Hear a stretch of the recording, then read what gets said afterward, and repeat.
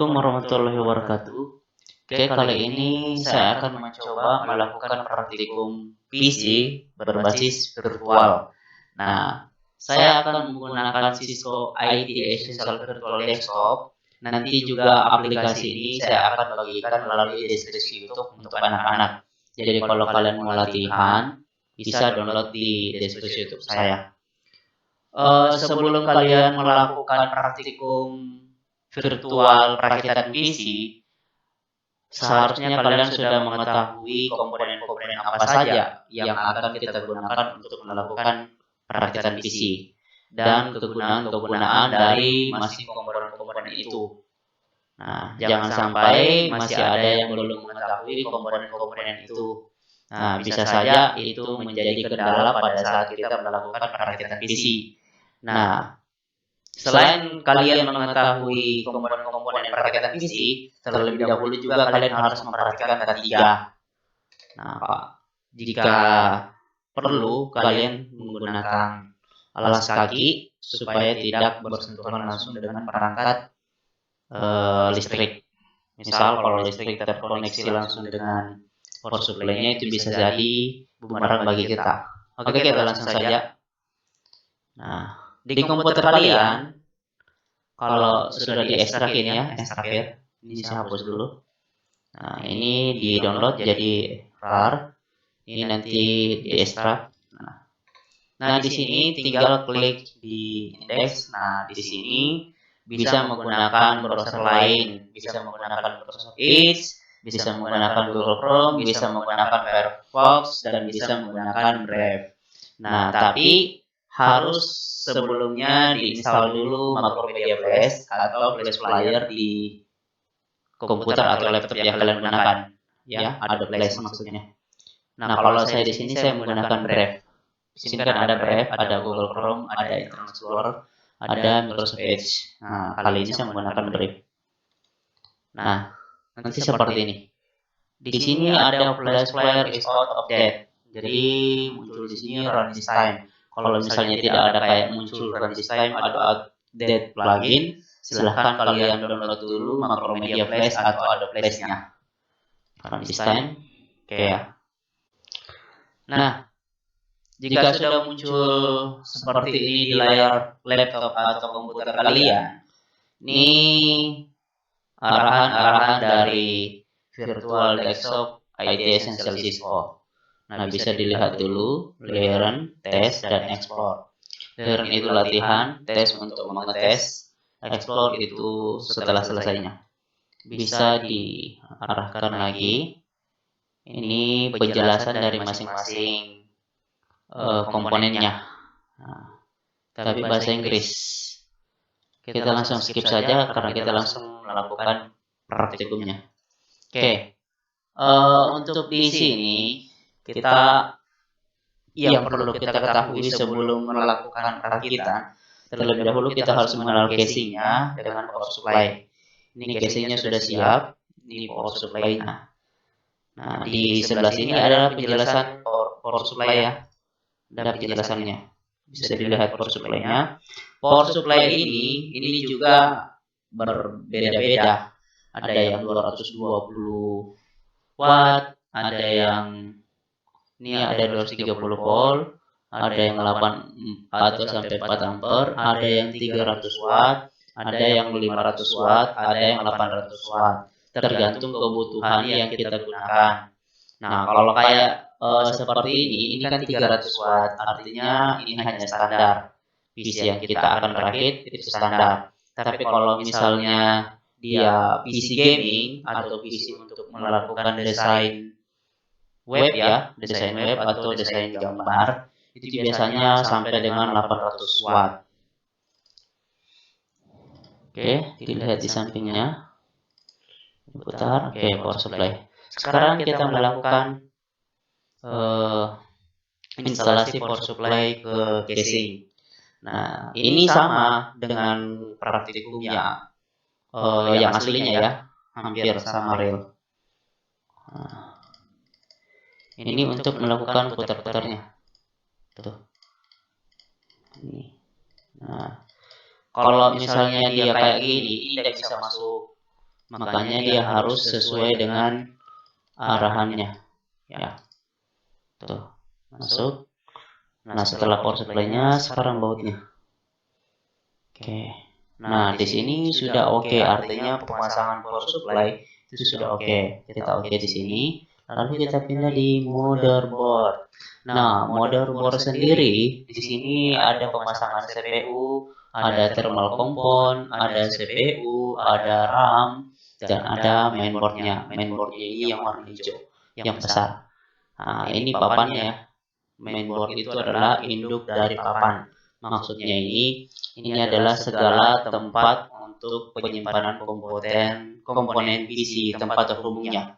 Nah, kalau CPU ini sebagai otaknya komputer. Kalau manusia ibaratnya ini otaknya. Oke. Di sini kita lihat apa yang pertama kita lakukan adalah instalasi CPU. Nah, CPU ini ya bisa dilihat. Nih, CPU juga itu terbagi. Ada yang menggunakan kakinya di CPU, ada juga kakinya di motherboardnya. Nah, kalau kayak contoh ini, kakinya terletak di motherboard. Nah, ini hanya pin-pin saja di CPU-nya. Nah, di sini ada arah tunjuknya. Nih, nanti harus disesuaikan di motherboardnya. Kalau dia tidak sesuai, itu tidak bakalan masuk. Dan kalau misalnya dia tidak masuk, lalu kita paksakan untuk masuk, maka CPU-nya rusak. Nah, jadi kita perlu sangat hati-hati untuk memasang CPU ini di motherboard. Oke, coba kita pasang. Ini ditarik ya. Nah, lihat ya, arah ini arah yang segitiga ini atau arah tunjuk itu sesuai nanti arah segitiga yang ada di sini. Nah, kalau misalnya segitiganya di sini, ini kita masukkan, dia tidak bakalan mau.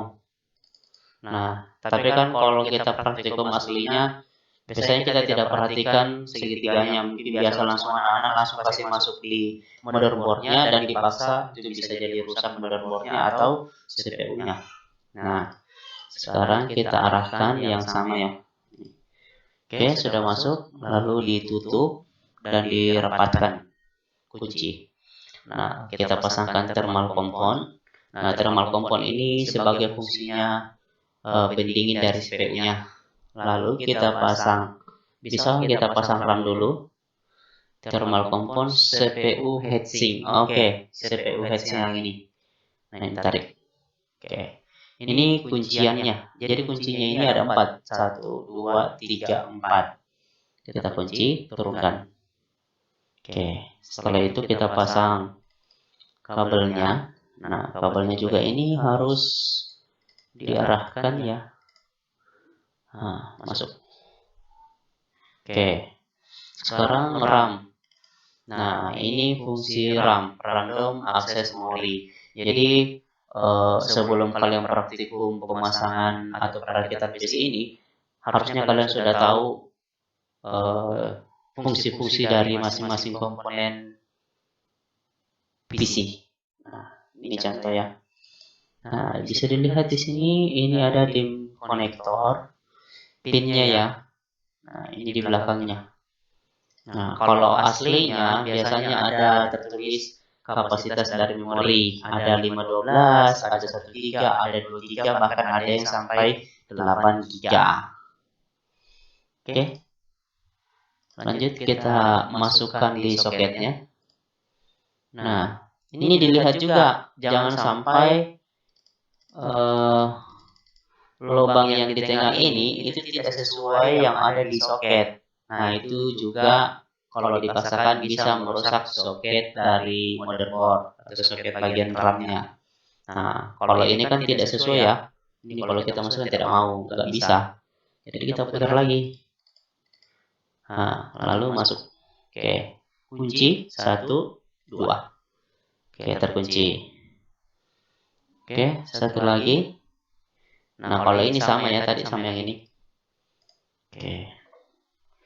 Masukkan, disamakan. Oke, masuk kunci. Nah, Oh, ini tadi belum dipasang. Tadi sudah dipasang ya. Oke. Nah, di sini muncul install motherboard. Oke. Install motherboard ini memasukkan motherboard ke dalam casing. Nah, baiknya pada pemasangan CPU, headset, dan RAM, baiknya itu di luar dari casing. Kenapa? Supaya itu tidak menjadi kontak fisik langsung dari CPU dengan casing. Biasanya terjadi korslet. Oke. Nah, untuk pemasangan motherboard itu juga harus sesuai dengan pin yang ada di belakang casing. Nah, ini di belakang motherboard, ini di belakang casing. Nah, kalau misalnya dia terbalik seperti ini, ya, ini tidak bisa, ini juga tidak bisa. Jadi dia harus dibalik seperti ini, lurus masuk. Oke, jangan lupa pasang bautnya. Otomatis. Nah, untuk pemasangan sisi motherboard itu sudah selesai. Komponen motherboard dengan motherboard dimasukkan ke casing sudah selesai. Oke, kita lanjut ke adapter cars. Oke, di adapter cars di sini ini ada NIC, ada wireless NIC, dan ada video adapter. Nah, NIC ini biasanya kita masukkan di slot AGP. Nah, fungsinya untuk memasang jaringan komputer berbasis kabel atau RJ45 dengan menggunakan kabel UTP. Oke, kita masukkan ini yang warna kuning ya. Tarik, pasang, lalu pasang juga bautnya. Oke, sekarang wireless network interface card. Bisa dilihat dulu. Sorry ya, kalau yang tadi nggak kelihatan semua. Nanti anak-anak, adik-adik bisa lihat ulang kok. Bisa lihat yang sendiri. Nah, ini wireless. Nah, bagi anak-anak yang punya komputer, kalau misalnya isinya tidak dilengkapi wireless, kalian bisa beli wirelessnya. Ini banyak dijual juga kok. Ada wireless portable juga sekarang. Nah, kalau ini masih wireless dalam bentuk soket PCI. Oke, bisa dilihat wireless 2,4 GHz. Ini ya. Silahkan dipasang di PCI. Oke, lalu ini. Nah, ini video card. Fungsi dari video card ini biasanya kalau kita ingin menambahkan akselerasi game, akselerasi desain web atau desain gambar. Nah, ini yang perlu kita gunakan. Kalau misalnya dia bawaan, biasanya lag itu lambat ya, patah-patah. Biasa kalau anak-anak mau main game, biasa kan butuh VGA. VGA-nya 1 giga, 2 giga kah? Nah, itu ditunjang juga dengan motherboard. Kalau dia tidak sesuai, maka bisa saja lengket atau tidak kompatibel. Grafik prosesor heatsink. Ya, yang hitam ini adalah heatsinknya. Heatsink itu maksudnya pendingin. Ya, ini dia menggunakan video port. Oke, kita masukkan. Pasang bautnya.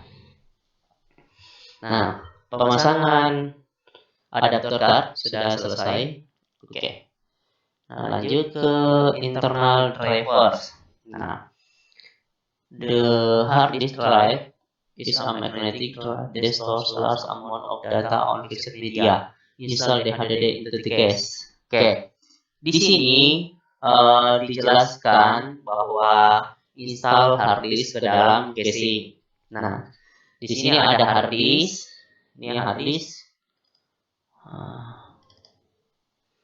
Ini dia menggunakan port SATA. Jadi sekarang ada untuk port itu konektor itu ada SATA dan ATA.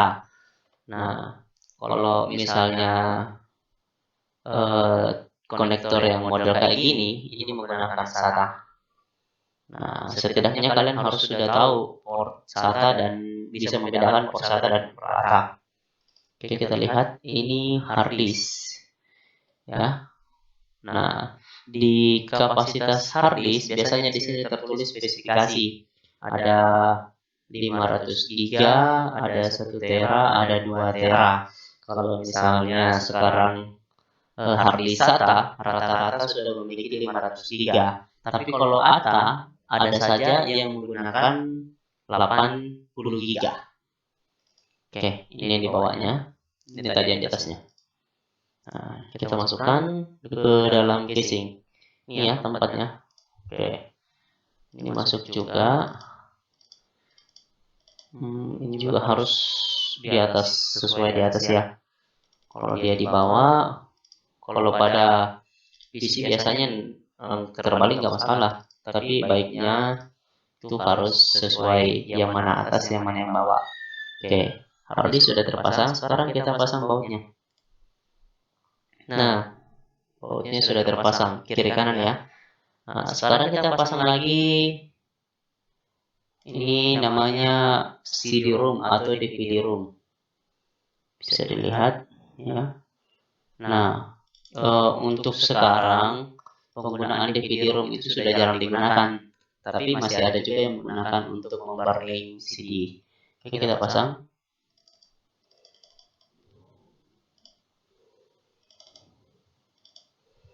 Oh, di sini nggak apa-apa. Coba kita masuk di tesnya ya. Di tesnya ini bisa ya? Oh, nggak bisa. Jadi kita langsung pasang hard disk tadi sudah oke. Oh sorry, ini ternyata ada drive internal base. Drive ini terbagi dua ya. Ada drive optical dan ada floppy drive. Nah, DCD or DVD drive is an optical storage device that reads and writes information to CD and reads DVD. Oke, ini DVD-nya masuk lewat depan. Masuk. Nah, pasang bautnya kiri kanan. Oke. Lalu floppy disk. Nah, untuk floppy disk itu sekarang sudah tidak lagi digunakan karena sudah ada penggunaan flash disk. Nah, flash disk ini juga hampir sama dengan penyimpanan data, cuma dia menggunakan namanya disket. Disket itu kapasitasnya sedikit, ada yang hanya 124 MB. Paling besar ya, 124 MB. Biasanya hanya untuk menyimpan dokumen. Fungsinya sama dengan flash disk kok. Oke, dimasukkan. Masukkan. Pasang bautnya. Kiri kanan juga. Oke. Nah, lalu masuk di internal cable. Nah, di internal kabel ini bisa kita pasang dulu kabel powernya ke motherboard. Kalau di sini informasinya connect all internal cables to the upper computer component. Connect the cable device. Oke, 20 pin Explorer artinya yang kita pasang dulu adalah powernya. Oke, ini powernya ya. 20 pin ATX power. Nah, ini di bawah ya. Oke. Untuk komputer motherboard biasanya menggunakan 24 pin, biasanya juga menggunakan 20 pin. Kalau komputer seperti ini tadi dia minta 20 pin. Oke.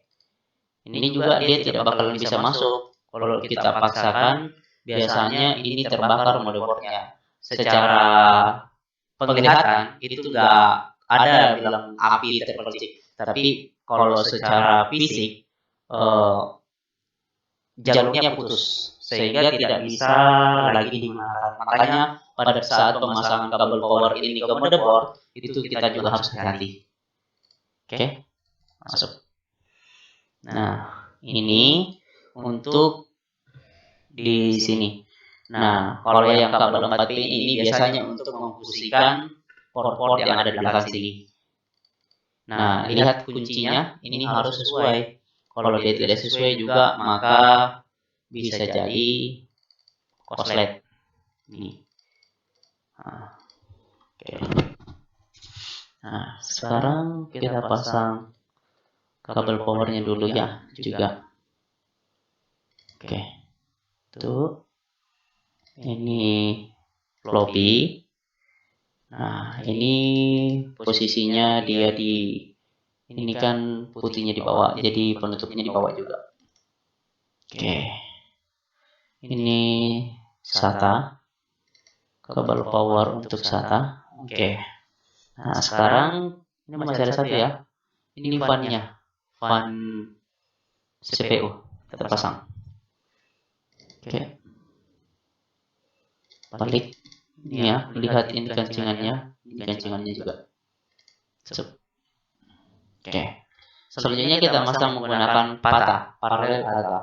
Nah, kalau paralel ATA ini biasanya digunakan pada floppy disk, CD drive atau DVD ya. Bisa dilihat dulu nih bentuknya. Dia ini ada 40 pin lah. Ya. Kalau saya nggak salah. 40 atau 39 pin. Nah, pin 1 biasanya itu ini yang warna biru. Oke, kita masukkan. Nih. Nah, di sini dia bilang PATA pin 1. Yang mana di pin 1, yang mana Pak dikatakan pin 1? Pin 1 ini yang ada warna birunya ya. Ini kelihatan ya, warna biru. Nah, atau kancingan yang ada di sini itu harus sesuai yang ada di soket motherboardnya. Soket PATA-nya. Masuk. Oke. Nah, ini masuk di CD-ROM. Oke, putar.